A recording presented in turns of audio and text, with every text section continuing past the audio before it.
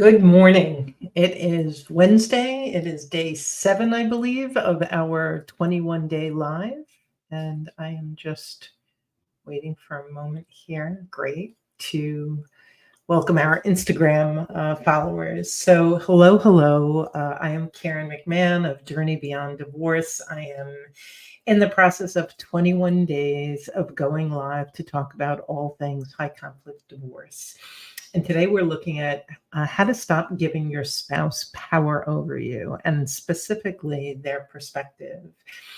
And so, whether you're in, let me make sure we're good here, whether you're in the early stages of just deciding, if you're in the messy middle of negotiating, or if you're post divorce and co parenting with a complex, high conflict, difficult X, this lesson today, this live is for you. And I've been doing this for 14 years, and one of the things I've noticed is how often when I speak to clients and new individuals that I meet, that they will tell me, I'll ask a question and they will respond with their spouse's perspective. And so just for a moment, stop and think about whether or not you do that. So it might be, what are you most concerned about as you enter divorce? Well, according to my wife, I'm not going to get the children. According to my husband, I none of that money is mine. And so that perspective, and that goes so deep. I know for me, what I'm going to talk to you about today is evicting your spouse from your mental space. And for me, he had full agency over between my ears. And I would think about anything that happened or any decision I was going to make. I would think about, how is he going to see this? How is he going to react to this? And then how do I prepare myself, tie myself into a pretzel, to respond, or to even avoid his reaction by being so aware of it. And we do that in these high conflict situations as a coping mechanism. We want to be prepared. We want to be able to hold off the storm. We want to be able to manage the conflict or the chaos. And what happens is we lose access to our own mental space, that they're literally squatting in there. And if you could think of your mind as this maybe slightly tattered living room, it's like on the wall are hanging their beliefs, their judgments. You've got the coffee table of their criticism towards you. You're walking on the floor of eggshells, their tender and reactive ways of being. And so today I'm really inviting you to notice where your perspective is and what's going on in your mind. What is happening between your ears when you look at your situation? And do you find yourself thinking their thoughts, thinking thoughts that aren't yours? Having a view of a situation or a conversation that isn't actually your perspective, but it's actually the first one. And what happens is we do this so much that we lose our perspective. And so often I work with individuals where we're bringing it back. And so for you, how clear are you on your belief systems? Different from your spouse's. How clear are you on your values? What are the values that drive your life, your decisions, your actions, or your belief systems, or your priorities? And so when we think about, how do I navigate life and decisions and complications, we do it based on our beliefs and our values and our priorities. And when all of that is kind of in the closet, gathering dust because your spouse's ways of thinking and being are front and center in your mind, they have power over you. And when you start actually entering divorce, you basically have their negotiating from their perspective and they're negotiating in your head, because they've got all the space. And so one of the most important things to do, again, regardless of what stage of divorce you're in, is to reclaim your mind, to begin to notice when you're reacting or planning based on what you think they're going to do before you're even crystal clear on what do I think about that and how do I want to handle that. And so the first thing you do is you slow it down enough to start noticing. We do have we have a free gift. It's called a Fresh Start Guide. When you're dealing with a toxic spouse. And so you can go to jbddivorcesupport.com and grab that guide. And we also have a little mini course. It's called Reclaim Your Mind, Evict Your Spouse from Your Mental Space. And these two resources are available for you to really begin to unweave because it takes time. So there are certain thoughts, and I'll give you one example that we talk about in the course is what causes you to have this mental distortion, to lose your perspective and live in theirs. And so one of them is that you believe their words. And so I know for me, I was criticized and berated and belittled and called bad names and told how I wasn't worthy in whatever way. I wasn't capable, I wasn't worthy.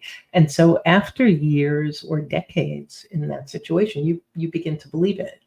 And as you believe it, it becomes almost your perspective. And so that's the dangerous part. And so one thing you want to do is examine, what do I know about myself? This is a great time to go to your loved ones, your family, your really good friends, and use them as a sounding board. Like he or she is saying this: I'm a bad parent. This is all my fault. I'm to be blamed.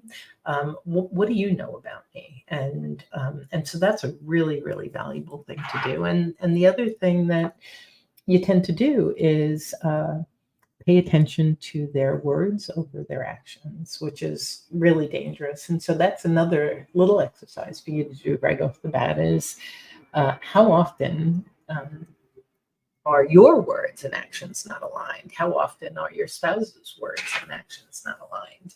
A lot of times my clients' words and actions aren't aligned because they say they want something, but then they actually don't follow through on it out of fear or what have you. And so to state that I'm no longer going to engage in, nasty, volatile fighting with you are your words, but then you do, your actions aren't aligned with your words. And so that's another one to look at yours, look at theirs, and it can be really valuable in helping you to reclaim access to your mind. And the other one that is huge is fear. How often they say something and you're afraid because of their perspective. And so poking around at fear is really valuable because I have clients who were afraid. I'm afraid to leave. I'm actually afraid to get the divorce, or I'm afraid to raise this issue with them in the middle of negotiations, or I'm afraid to draw a firm line in the sand in the co-parenting because of their behavior. And so you really want to look at that. Like, what's the worst thing that would happen is a great question to ask. And then when you write that down, it's like, have they ever behaved with me that way before? Typically the answer is, oh yeah, plenty of times. So then actually, what am I afraid of? My ex would roar. His emotional reactions felt like a cross between a volcano and an earthquake to me. Like I would shake. And yet once I started asking myself these questions, it's like, yeah, it's scary, it's intimidating, but I go to bed, I wake up the next day, the sky hasn't fallen, the earth hasn't eaten me up, and I'm one day stronger. So look for yourself at what are those things that would be, that you're afraid of, that maybe you can begin to tamp down that fear and just look at what's more real. And so when you're looking to stop giving your spouse power over you, you have to begin with your mind and your thoughts, because once you have that agency back, once you're thinking your thoughts, once you're setting your boundaries, you're basing your decisions on your values, that actually reclaiming your mind comes first, and then being able to set really healthy boundaries to protect yourself is the thing that comes right afterwards. And we'll be talking about that in a couple of days, boundary setting and how that benefits you.